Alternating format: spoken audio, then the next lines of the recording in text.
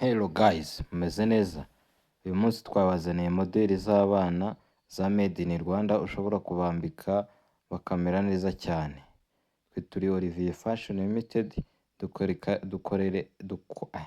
ariko hari nashonje dukorera i Karongi mu Gakiriro, tudoda modeli zose, twambika abageni, dukora dekorasiyo imeze neza cyane. Duhamagare kuri iyo nimero ubona kuri screen yawe, tugukorera umuti, ibintu byawe bikugereho, waba uri mu Rwanda, waba uri hanze y'igihugu cyacu, imyenda ikugeraho neza cyane. Duhamagare, duhari ku bwawe.